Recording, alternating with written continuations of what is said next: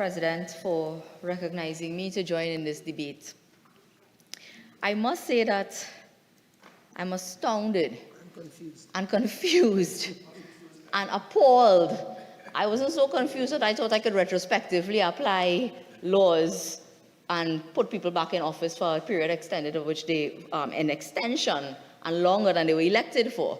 But I'm confused by a minister of local government who could stand here and try to rewrite history about the numerous failures of this government, which we in the UNC have had to take to the court in order to get it fixed and to get it right. This minister, I know about the expression, take shame out of your face, but they take it to new heights. New heights, when they will stand here today and stoop so low as to dissect the composition of the highest court in our land. Exactly. And criticize and draw inferences about people's background to try to say that that had something to do with the judgment of the Privy Council. Let me tell you something. It doesn't matter if you're Scottish, Irish, Welsh, German, or French. You get licks in the Privy Council. You get licks. And we are here today on the heels of that licks that we put on them in the Privy Council. Whether it was 3, 2, 4, 1, it does not matter. Licks is licks. We don't go in the away goals. Let the Euro Cup. We have Duckworth-Lewis system in cricket, and now apparently we have Amor Al-Rawi system in terms of judgments, where we check in judges and working out a mathematical formula to see if we were very wrong or just a little bit wrong. You're wrong. Yeah. You're wrong. And instead of coming to the population and saying, we were wrong, we got it wrong, we imposed upon you representation for a period of 6 months in contravention of the law. They're counting numbers and coming up with a formula to say, well, we wasn't really so wrong, you know. We wasn't so wrong. So that's okay. And coming here to talk about reform. Well, we will get to that just now on their track record of local government and their track record of reform. They came today to show contempt for the Privy Council. They came here today to show contempt for the citizens of this country, as they have always done, and particularly the track record of the PNM is one of contempt for local government and the right of the people to choose their representatives. They have come here today to say things that they directly contradicted when some of them gave evidence to the court on affidavit, sworn evidence on affidavit. Contradicting what they said, and I will take my time and go through all that was said in the course of that matter, because I had the painful experience of having to read it and wondering about the gall of some people who will misrepresent the law. It's one thing to stand in the parliament and misrepresent. That's politics. But it's another thing for people who call themselves attorneys and members of the bar to misrepresent the state of affairs to a court of law, and that is what was done in this case. So we are here today, yes, to validate, and I do not know where, somewhere in listening, that the Minister of Local Government got the fact that we were opposing the payment of salaries to councillors. Every single councillor and alderman in this country, PNM or UNC, is a victim, an innocent bystander of PNM incompetence. They are all concerned, they are worried. On the 18th of May, they were wondering, what should we do? And it took them 1 week. Because as I said before, they were left discombobulated. They did not know what to do with themselves. And while they sit down, check and judge from different levels of the judiciary, trying to come up with excuses, for a whole week, councillors and aldermen were left not knowing what to do. What was their status? Do we go to work? Nobody knew. The Minister of Local Government was hiding. I thought they put him in detention. All over the place, they're looking for him. We couldn't see him for a whole week. It is only when our cabinet note showing the population that it was the Attorney General who took the note to Cabinet to speak about the proclamation, somehow miraculously ended up in the public domain, that the Minister of Local Government resurfaced. I don't know about them and their domestic problems and what is going on inside of there, Mr. President, but I found it very strange that the Minister of Local Government has on several occasions that I've heard him speaking to the media, continuously making the point, and he made it again here today, that sometimes we disagree on the interpretation of law. So I don't know if this is the minister's way of saying that he does not take responsibility for the decision. But at the end of the day, the evidence in this case, the evidence that formed part of this case, was that it was the Minister of Local Government that went to the media and said, this is how the law is to be interpreted, and this is the way we are moving, and we are deferring the election. And they like to talk about this, the UNC and the UNC. Several people at that point in time wrote articles, editorials. It's all there as part of the case, but they cherry pick what they want to come here and talk about. Many people wrote about the fact and questioned whether the deferral of an election, whether it was interpretation or otherwise, was a misrepresentation. But I am here today to tell you that this was a slap in the face of democracy. But I am here today to tell you that history will show that this was no error of interpretation. This was a deliberate act committed by our government, running from the population, running scared and still running scared. That's why we can't get the date up to now. Still running scared from the electorate because they have failed miserably, not just on local government, but on several areas, things which affect people and how they vote. Just throw your mind back to the time when local government elections were due and the councillors had to demit office in December. Go back and look at our newspapers. There was a countdown in every newspaper. We are heading towards 600 murders in this country. That had them frightened, not interpretation. All the talk about property tax, that had them frightened, that the population was resentful of it, not interpretation. And we know that it had nothing to do with interpretation, because when the issue was raised in 2019 by the brilliant, honorable, very hard-working, responsible leader of the opposition, the Minister of Local Government, before he lost his job as Attorney General, stood up and described such a suggestion as poppycock. But he sat down in a cabinet and allowed the poppycock to take place. In relation to lollipop? It is remarkable that the same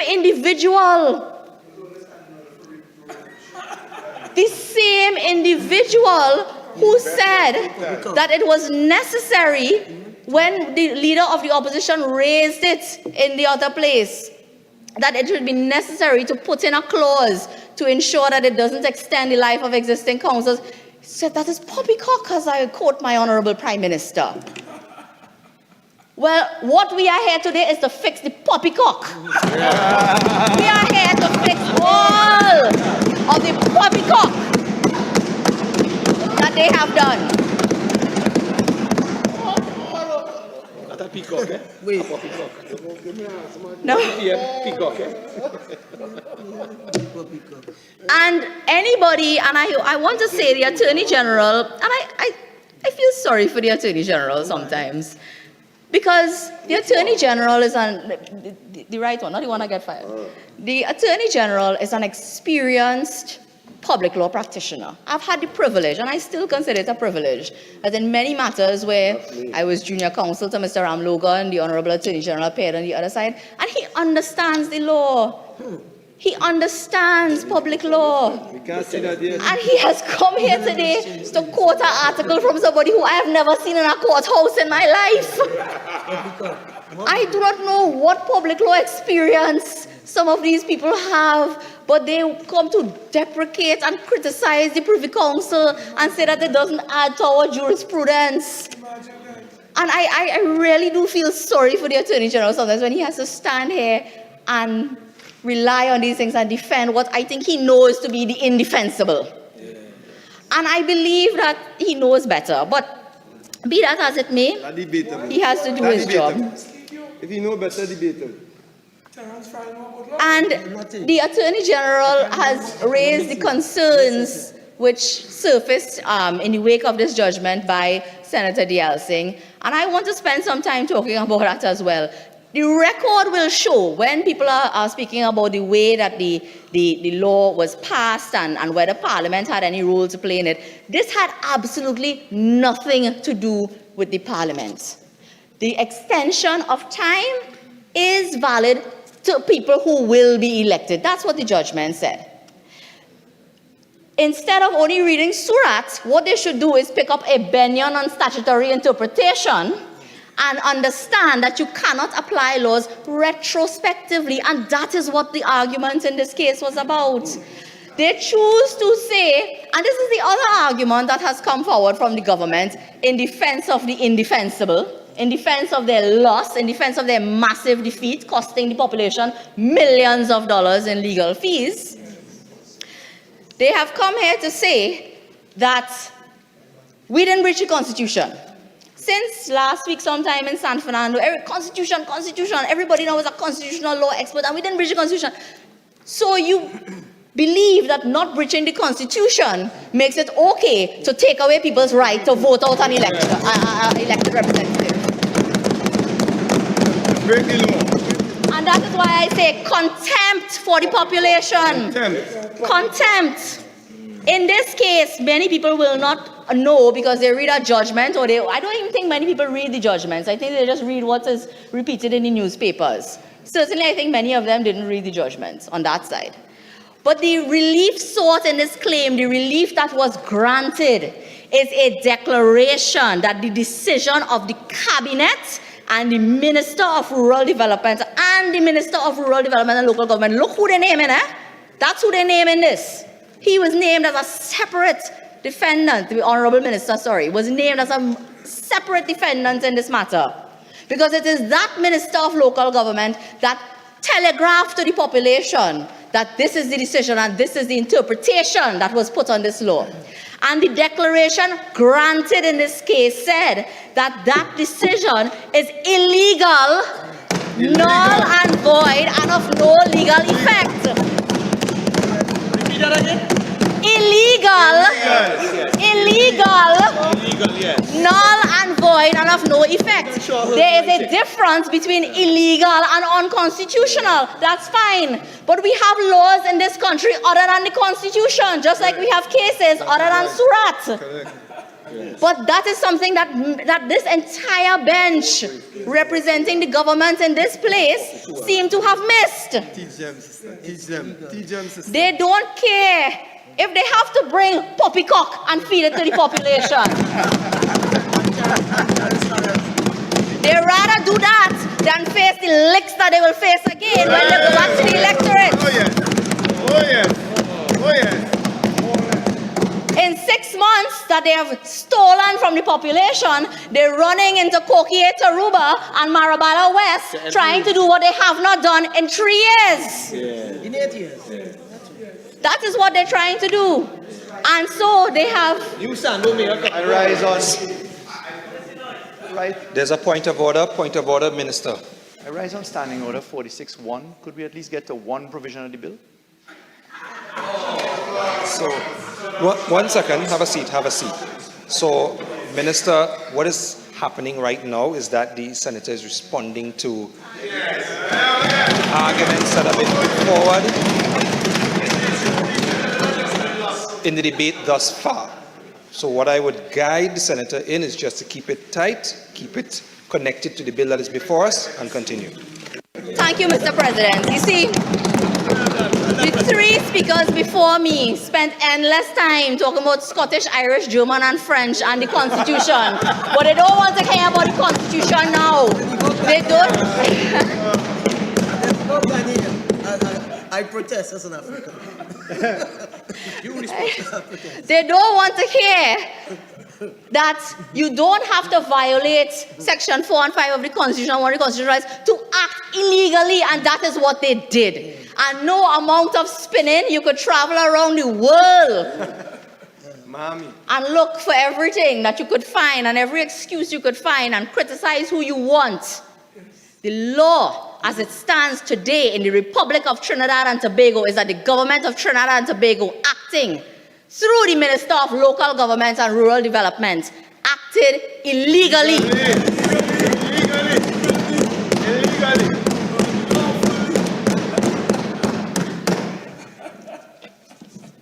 Now, if we want to get to the issue of this bill and what it is tending to accomplish, it is very simple, please, Mr. President. I was going to say please, my lord. Anyway, Mr. President, and the learning from the Privy Council, it's very instructive. We must not interfere with voting rights. You must not interfere with voting rights except by clear and express language. And again, what makes this attempt to slip through the back door and extend the life of councils and run from the electorate even more horrendous and despicable is the fact that the model existed, plain as day. Plain as day. The Honorable Minister took his time to go through all the instances when local government elections were deferred, from when we had Black Power to NAR to everybody, and 3 times under Mr. Manning, their own party. And the manner in which it was done by someone who had respect at least for the Parliament is to come straight forward. And I give Mr. Manning some credit for that. Yeah, he didn't try to hide. No, yeah. He didn't try to hide and deceive the Parliament. He came straight forward, laid a bill in the Parliament and said, we are putting off the election because we want to, and I will borrow the phrase of the minister, turn on reform. At least they were honest and straightforward, unlike this government that tries at every turn to deceive. But thank God for the UNC, and thank God for Kamala Prasad, the They were not permitted to do that. So if they wish to come now and bring amendments to say that when they turn on the reform, it will apply to the sitting councils, well, do that. Do that for once. Try to be straightforward and say what it is you are trying to accomplish. Nothing is wrong with that. The minister acts as though that is some great difficulty that they will experience, as though being straightforward and honest and forthright with this Parliament is a difficulty for them.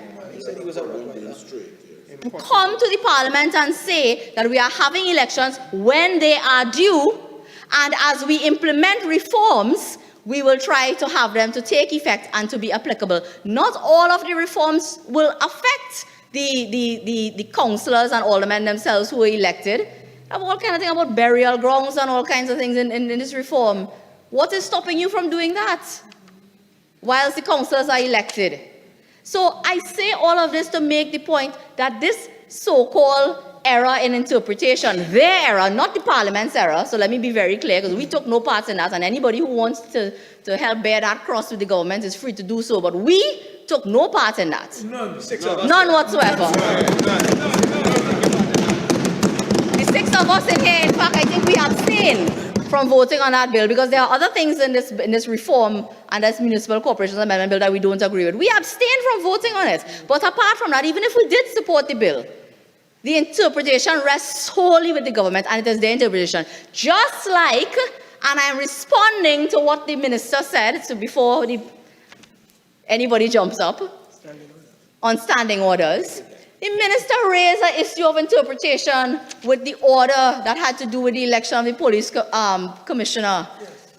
The minister then, before he was removed as Attorney General, went to the population and said, I have all confidence about this clause, that it is true and it is correct. I had the benefit of drafting it and so on. And again, it is only when, and leaking seems, more leak than wasa. Somebody leak the opinion that the government got from Mr. Justice Nelson, that they start to backpedal and pedal. The point of it is that the court found that by trying to avoid the parliament with acting appointments, and that is what the clause was trying to do, that too was illegal and in and should not be interpreted that way. So they were getting it wrong again. Go back to another order where they tried to interfere with the process of appointing a commissioner of police by inserting the Minister of National Security. We brought a statutory interpretation claim, Harry Maraj, again led by Honorable Rail Senior Counsel, Mrs. Kamala Prasad Bisasa and Ram Logan.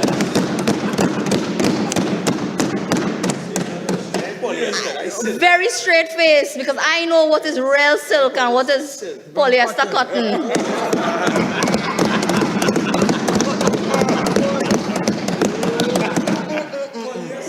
Polyester, not even real cotton, polyester cotton.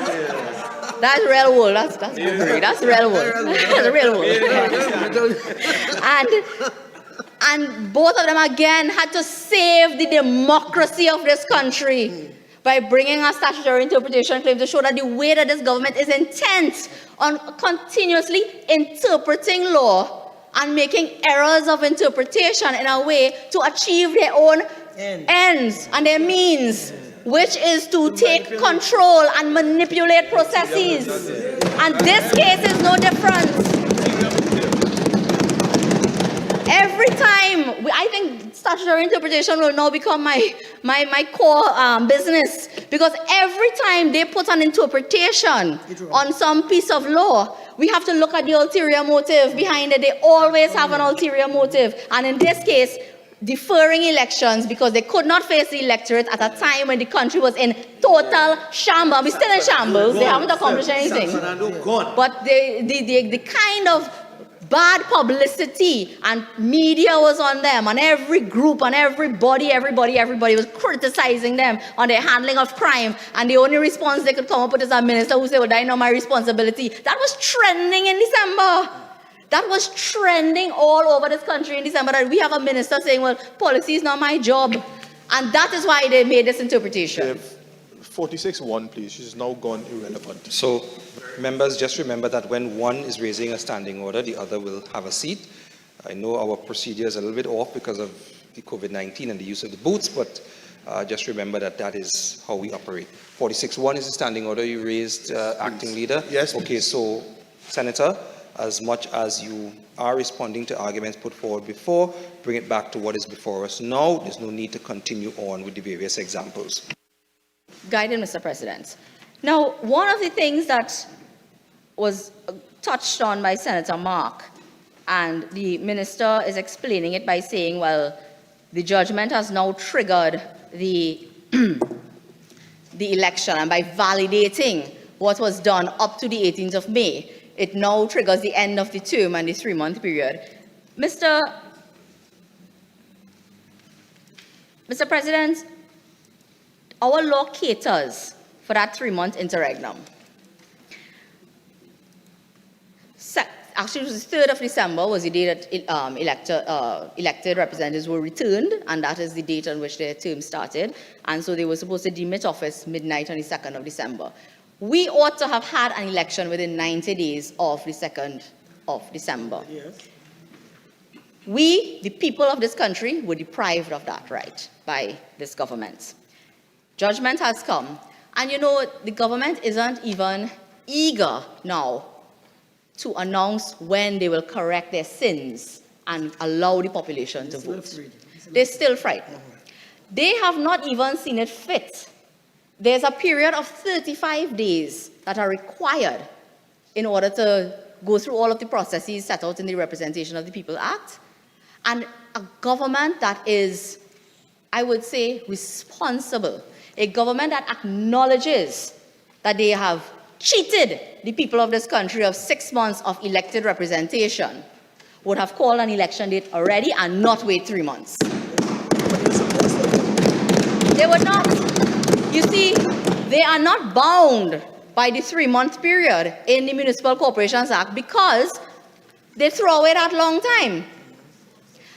The government is now saying, well, we have 3 months, we could play with 3 months, but I want to take you all into this matter again very carefully and talk about this 3 months, because prior to the expiration of the term of 3 months, We went to the court and said, listen, what is going to happen is you're going to have people acting in office illegally. So said, so done. That's why we're here today. But the responsible opposition went to the court and said, do not permit them to carry out this erroneous interpretation and defer the election, because you are going to create a mess by having people paid, spending money, entering into contracts, etc. And you should put an injunction in place and prevent it from happening and ask for an urgent hearing before the court. At every turn, the government objected to that. And the Minister of Rural Development and Local Government went on affidavit to explain why that cannot work. I could give the little war room stories now. The matter is over. Behind the scenes, we used to call this the chicken licking affidavit. Because chicken licking came to the court and said, oh God, the sky is going to fall down if you do that. And I want to know how it is a minister could now say, well, it has triggered the 3 months and we have 3 months to call an election. Today is saying that. And in November, would have gone to the court and say, without councillors and aldermen, everything will mash up and everything will fall down in this country, and opposed. They opposed the grant of an injunction to prevent the illegality from taking place, because apparently they like illegality. Apparently they like chaos. They like to cause confusion. They like to leave people in the country in a state of, we just don't know what is happening. So they permitted, allowed, and fought for the illegality before the court. Let me tell you what the minister who is now saying, well, we have 3 months to hold the election, what that minister said on affidavit. This is sworn evidence given in the matter. With your leave, Mr. President, I will quote from it. At paragraph 6 of that affidavit, sworn in this matter, were the sitting councillors and aldermen to be restrained from acting or continuing in their various offices beyond the 3rd of December 2022, pending the determination of the substantive claim, the operations of municipal corporations throughout the country would be crippled and the corporations rendered powerless and ineffective. This would have a considerable wider adverse public impact. So from the 18th of May and the 3 months moving forward, nobody being crippled? Is nobody being crippled? We argued that when the term of office came to an end in December, there would be... No, I'm not giving way. You had it to you. Talking enough? Yes, I'm not. The minister has put enough erroneous information before this parliament today. I will not condone it and allow any more. Right? We went to the court and said that rather than having people illegally occupy office beyond the 2nd of December, that the court in any event be located for a 3-month interregnum up until March, and we should restrain people from coming to work on the 3rd of December. That was opposed. It was opposed by the said Minister of Local Government. It was opposed by the government acting through their attorneys. They said, no, that cannot happen. How could it happen now? How could it, after 6 months later, when they have deprived the population of the right to vote in an election that they were entitled to vote in, they're happy to wait the 3 months? Is it now not that they're saying that it will have irremediable prejudice if they could not act? And we made the argument, the same argument that they're coming here to repeat today, that chairmen and mayors will remain in office and perform their role to ensure that until a new mayor or a new chairman is elected, that the corporation continues to run through its officers, its CEOs and chief public health officers and engineers and so on. They oppose that, but they are happy to wait for the 3 months now. Mr. President, they have no right to come here and ask for another 3 months to call this election. They have no right after their illegal, not unconstitutional, but that doesn't make it any better, illegal act. After the illegal act, to come and say, well, it's okay, we could wait 3 months to elect a new corporation. And for 3 months, there would be no councillors and aldermen in office. So what will happen? What will happen? But that just goes to show that they have no problem misleading courts. And that is what was done in this case. They misled the court when what ought to have happened. And if we had a responsible government that had respect for the rule of law. I rise on Standing Order 46.4 and 46.6. Those are improper motives directed towards me, Mr. Deputy Speaker, Mr. Vice President. Senator, as you are about 10 minutes away from your end of your contribution, I ask that you tailor your words accordingly. Thank you. And Mr. Vice President, truth offense. Sorry, I lost what I was saying. Yes, they have no right to ask for these 3 months. And I want to then get to the issue of this reform. The government tries to defend their illegality by saying that what they are concerned with is reform. They wanted the reform. And again, forming part of the evidence in this matter was actually the announcement made by the Minister of Local Government when he talked about the need to defer this election and the timetable that will be rolled out here. And I am quoting from an article dated August 10th, 2022. And the subtitle of this, the title of it is UNC Local Government Reps blank crucial meeting, because it was so important to them to have a meeting with local government representatives because they were talking about the rollout and the reforms and so on. Well, nobody's interested in them, what they have to say, because nobody believes anything that they have to say anymore. Nothing. But under the subheading, proclamation timetable, the government, through its minister, stated at that meeting and a press conference held after that meeting, which incidentally the Prime Minister didn't attend either.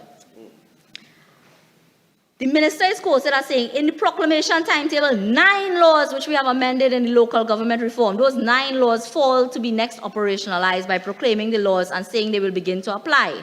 Of the 88 amendments, 54 of them are capable of almost immediate proclamation. How many of the 54 have you implemented? In the 6 months that you have stolen from the electorate, how many of the serious, important local government reform that you're touting here today that you are so interested in, have you implemented?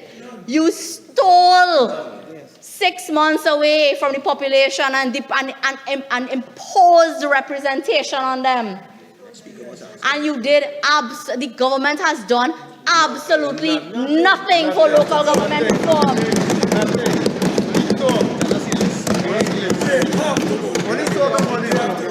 And I go on by quoting again from the article.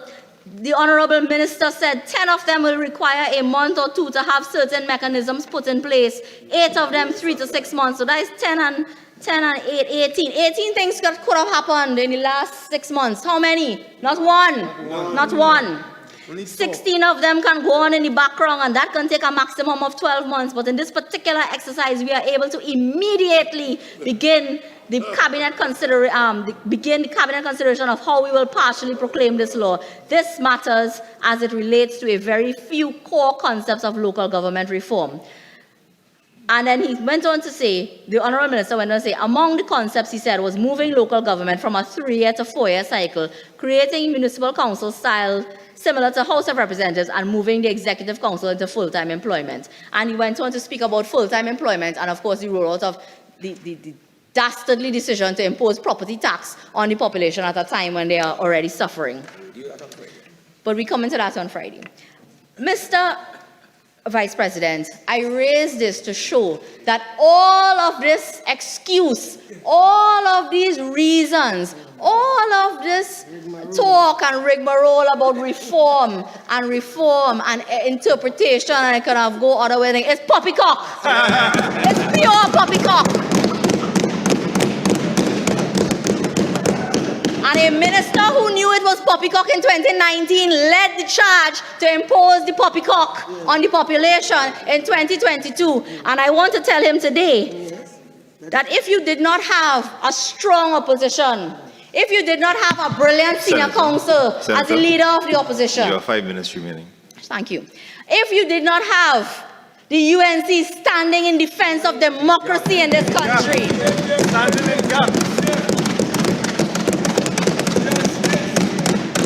would have gotten away with it. They would have gotten away with it. They would have gotten away on this deceit that they try to impose and manipulation that they try to impose on the population. Well, I will end today by telling them that everybody likes to come here with a quote. I like movies. I will quote from a movie, one of my favorite movies. You have been weighed, you have been measured, and you have been found wanting. Come back when you are worthy. And come back in the polls and show people of this country that you are worthy when you talk about reform, because you have been found to be most unworthy government to the people of this country.